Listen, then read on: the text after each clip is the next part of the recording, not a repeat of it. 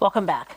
The Zambian law enforcement agencies have been given the mandate by the Zambian constitution to prevent and control, among other vices, money laundering and corruption activities. It is without doubt that the work of the Zambian investigative wings become a higher national interest when a government official, especially current and former politicians, are involved. Nevertheless, non-political actors do get investigated, much to the displeasure of some members of the public who feel it is a witch hunt for ordinary Zambians who work hard to amass their wealth. This is what we discuss further with Drug Enforcement Commission Public Relations Officer Mathias Kamanga. Good morning, Mr. Kamanga. Good morning, thank you. How are you today? Very well, thank you.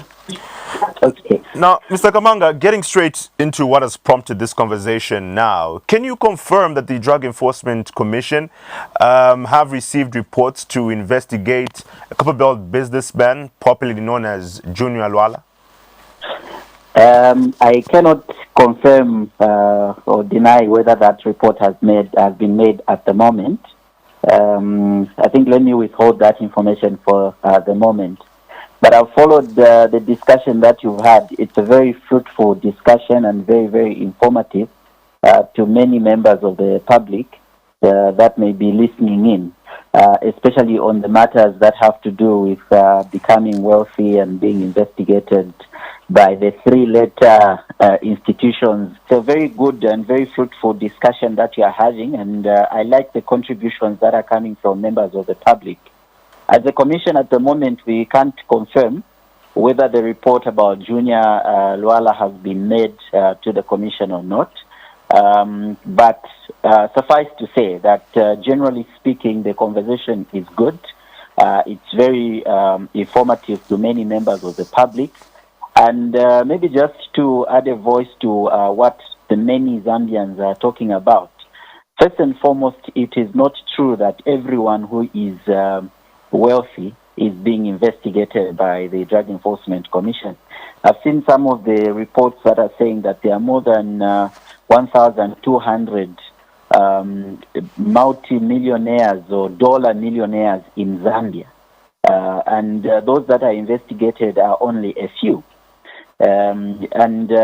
Even somebody who is rich already can be investigated by the Drug Enforcement Commission or other law enforcement agencies, as long as there is anything suspicious or anything that is reasonably suspected to be a proceed of crime that is connected to them. Secondly, for those that overnight become wealthy and they are, they have acquired all these all this wealth, it is not wrong for law enforcement agencies to ask them the question of where they got the money from. Because at the end of the day, if your wealth is genuine, then you must be able to show where it is coming from. I think rather than us looking at it from the point of, you're asking somebody who has become wealthy, let's look at it from what the option cost would have been or what the option cost is. Let me give an example of somebody who is working in Ministry of Health, for instance. Currently, we have a problem of drugs, shortage of drugs in hospitals. And here is somebody who is an employee there who amasses a lot of wealth. Are you telling me that it is not right for the law enforcement agencies to ask whether that wealth that has ended up in this one person's bosom is not the wealth that should have gone to buy Panadol, that should have gone to cure people in the many hospitals across the country? I think that is where we need to look at it from. We need to find this way of finding what are the ills of money laundering. And the ills of money laundering are that they rob the citizens, the people who may not even be able to watch TV, who may be far-flung in areas where it is, very, very difficult for you to even reach them. They are denied of certain government services because somebody was awarded a contract that was, overpriced, that somebody was awarded, probably was given money that was not due to them, which is coming from government coffers. So instead of us as Zambians looking at it from the point of, somebody is wealthy and you are following them. You didn't follow them when they were not wealthy. It is, I think, those lenses that we need to use of what would be the problem if the money that this person has is coming from, public resources that should have gone to help the people of Zambia. All right. So now, what are some of the steps that are taken before the commission begins to act upon reports that are received to investigate an individual? We do know that the D.E.C does, receive some of these tips. What are the steps you take after that? The first and foremost, first step that we do is to find out, is there reasonable suspicion? For instance, if somebody, a report has been made to the commission, seizure of any assets, or for us to go into investigations, there should be some reasonable suspicion. In other words, there should be something that should not add up, should be, should not have the immediate answer that we should be able to say, okay, for us to find out what the answer is to this particular question, we need to conduct further investigations. For instance, if somebody received money in their account, you receive a lot of money in your account, and when we come, the first thing, probably even before we come, FIC checks your account and they see that this money is coming from a certain company and it is gratuity. There is no need for that investigation to be carried forward. But if this money is coming from an individual and it's a cash deposit, you want to find out further. Is this money coming from drugs? Is it money coming from what kind of money is this, which, was deposited as a cash deposit or something like that? So it is until the answer to the question has been found, that is how far the investigations can go. And where there is reasonable suspicion that this could be a proceed of crime, seizure is taken, the item is seized until investigations are concluded. Now, I heard, of course, you were discussing earlier and talking about sometimes it takes long for investigations to be concluded. Yes, unfortunately, it does, because certain times, there are, not in all cases, but there are certain cases where you find that maybe the source of fund is stretching to outside the country. We cannot ignore the fact that this person at some point probably traveled to a certain country, or they are claiming to have had businesses in certain countries. We need to travel to that country and find out, is this true, before we can be able to release the properties, or be able to close the case. But at the end of it all, what is done is that thorough investigations have to be done, and that process takes quite long. And especially when something is a proceed of crime, you will find that people will hide whatever tracks that can help investigators to get to the bottom of that thing. And so you find that, especially the things that are, proceeds of crime, investigations may even take longer, because it is very difficult for you to find out what somebody had or what somebody did in order for them to come up with the alleged wealth that they have.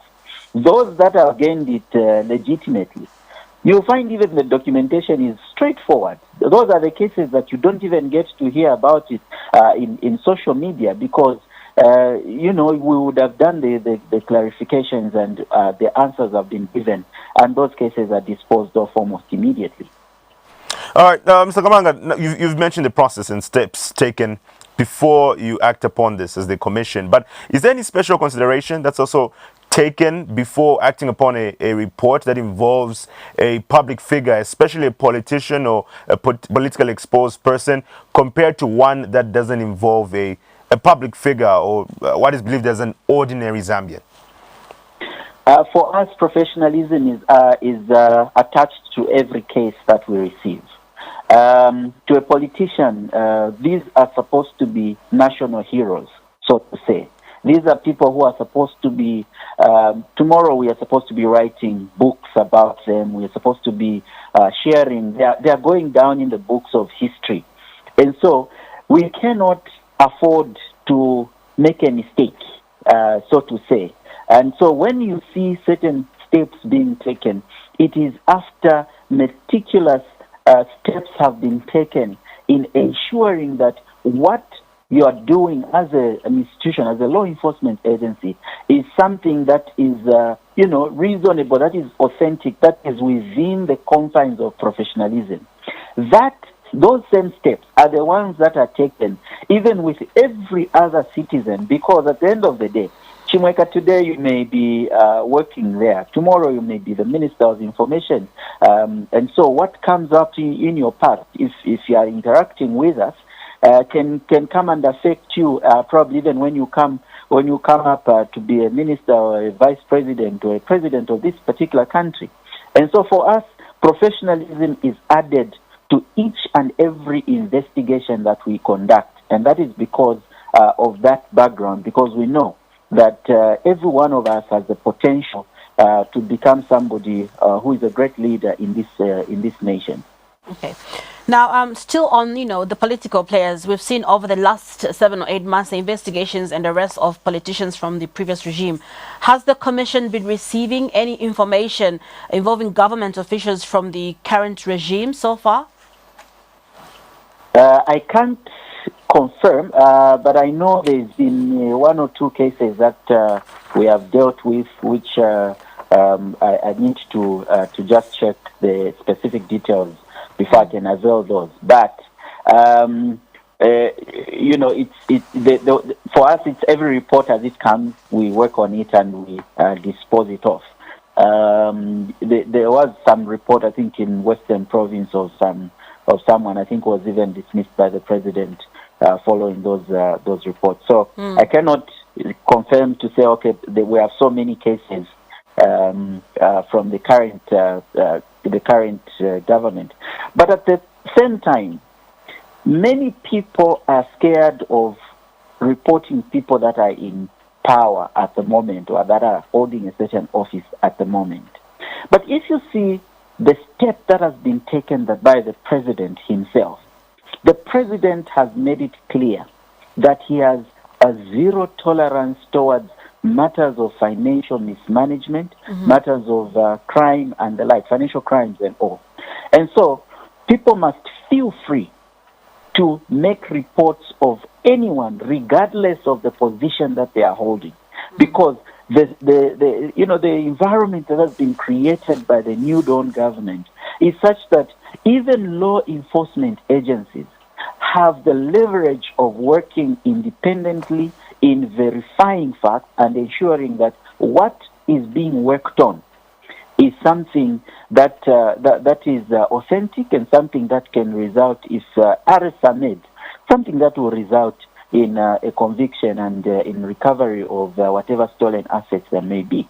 So probably we have members that are of high integrity in government at the moment, but obviously there could be 1 or 2 that needs to be fished out, and members of the public should feel free to make those reports to us as law enforcement agencies.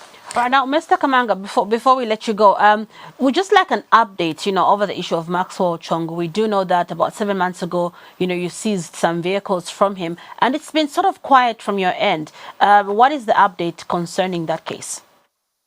No, the investigations are still going on. Remember, I talked about the aspect of us verifying various things before we can make certain decisions. And as soon as as soon as we have concluded with those investigations, I will definitely come back to this breakfast show, my favorite breakfast show, and update the nation on what the decisions would have been made. All right, thank you. And again, before we let you go, there's a point that you raised of people freely reporting some of these cases to the Commission. What is also being done by yourselves as the Drug Enforcement Commission to restore the public confidence that the Commission needs, and for people to freely report this, and also around protection of these whistleblowers? Yeah. Firstly, we have the Whistleblower Protection Act, which mandates us, or it makes it mandatory for law enforcement agencies to protect whistleblowers. As the Drug Enforcement Commission, what you report to us remains confidential with us, and we will not publicize your name or anything as the person who would have reported. And one thing we would ask is that when you make the report, you go back and you stay quiet and not go and say, no, I've reported that person to the D.E.C. You see what is going to happen, because by so doing, you are exposing yourself, even as much as we may want to protect your identity. So the protection is there. And if your life is under threat, this government has got facilities that can assist even in offering you witness protection and all those things. We've got all those facilities. They can be availed to any members of the public. And people must feel free to make these reports, because we are conducting our work and ensuring that whoever has has a case to answer is brought to book, and arrests are made and forwarded to the courts. We are elated actually by the fact that we now have a functional financial crimes and financial and economic crimes court, which is a fast-track court, which is supposed to dispose of cases quickly. Instead of us having a case in court for 5, 6 years, 7 years and the like, we will be having cases disposed of within a shortest period of time. So we're looking forward to that, and we need to ensure that this is, is put to the test by us getting all those cases and taking them there, so that we can have cases disposed of and we have properties forfeited to the state before they lose their value. All right, Mr. Kamanga, thank you so much for joining us on the Diamond Breakfast today, and we wish you a great day today. Thanks, Chimweka. Thanks to all the listeners and the viewers. Please have a great day and make those reports.